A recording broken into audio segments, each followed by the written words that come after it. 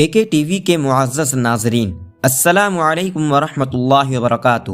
ناظرین اکرام، ایک دن خانہ کعبہ میں اس بات پر بحث چھڑ گئی کہ اس وقت سب سے زیادہ سخی کون ہے۔ کوئی عبداللہ بن جعفر کا نام لیتا تھا، کوئی قیس بن سعد کو اور کوئی عرابہ اوسی کو۔ یہ فیصلہ نہیں ہو رہا تھا کہ ان تینوں میں ایک دوسرے کو کیا نسبت ہے۔ ایک آدمی کھڑا ہو گیا اور کہنے لگا کہ اس کے معلوم کرنے کی بہترین صورت یہ ہے کہ تینوں بزرگوں کے پاس الگ الگ 3 آدمی فقیر و سائل بن کر جائیں اور وہاں واپس آ کر اپنی اپنی رائے اور سرگزشت بیان کریں۔ یہ بات سب کو پسند آ گئی اور تینوں پارٹیوں نے ایک مضمون طے کر کے اپنے اپنے آدمی ان کے پاس بھیک مانگنے کے لیے بھیج دیے۔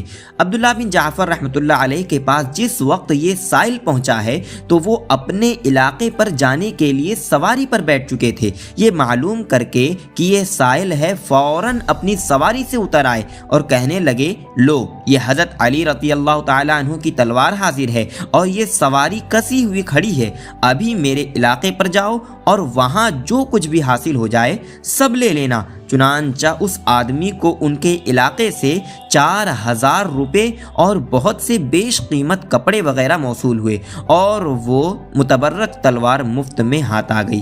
قیس بن سعد رحمۃ اللہ علیہ کے یہاں جو شخص گیا تھا اسے وہاں پہنچ کر لونڈی نے بتایا کہ ابھی وہ سونے کے لیے لیٹے ہیں، لیکن جب اسے یہ معلوم ہوا کہ یہ سائل ہے اور کچھ مانگنے کے لیے آیا ہے تو کہنے لگی، ان کو جگہ دینے سے تو میرے نزدیک یہی بہتر ہے کہ میں تیری حاجت ہی پوری کر دوں۔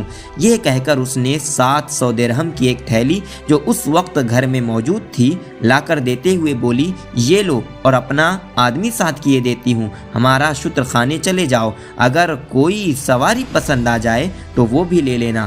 بیان کیا جاتا ہے کہ بیدار ہونے کے بعد قیس بن سعد کو جب لونڈی کی یہ کارگزاری معلوم ہوئی تو انہوں نے خوش ہو کر اسی وقت لونڈی کو بھی آزاد کر دیا۔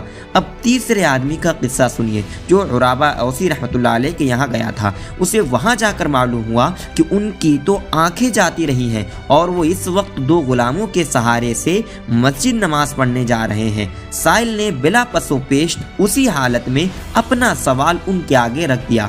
سائل کا سوال سنتے ہی آپ نے غلاموں کو روک دیا اور کفے افسوس مل کر کہنے لگے، اب تو میرے پاس سوائے ان 2 غلاموں کے اور کچھ باقی نہیں بچا ہے، لہٰذا یہ حاضر ہیں، تم انہی کو لے جاؤ۔ سائل نے عرض بھی کیا کہ اگر آپ انہیں بھی دے دیں گے تو آپ کو تکلیف ہو جائے گی اور نماز وغیرہ پڑھنے کیسے جایا کیجیے گا۔ فوراً آپ کے ماتھے پر بل آ گیا، کہنے لگے، اب اگر تم اس ہدیے کو قبول نہ کرو گے تو میں بھی انہیں اپنے پاس نہیں رکھ سکتا، للہ فی اللہ آزاد کر دوں گا۔ اب تمہیں اختیار ہے، چاہے لیتے جاؤ یا آزاد ہونے کا موقع دے دو۔ اور یہ کہتے ہی کہتے آپ نے غلاموں کا سہارا چھوڑ کر دیوار پکڑ لی اور اسی کو پکڑے پکڑے گھر لوٹ آئے۔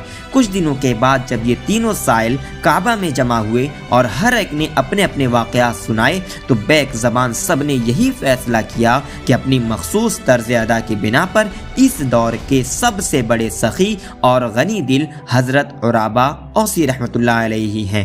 تو معلوم یہ ہوا کہ ہم جہاں کہیں بھی ہوں، جس حال میں بھی ہوں، ہمیں ہم وقت اللہ رب العالمین کے راستے میں صدقہ و خیرات کرتے رہنا چاہیے۔ امید ہے آپ کو یہ واقعہ پسند آیا ہوگا۔ ملتے ہیں ایک الگ واقعے میں، تب تک کے لیے السلام علیکم ورحمۃ اللہ وبرکاتہ۔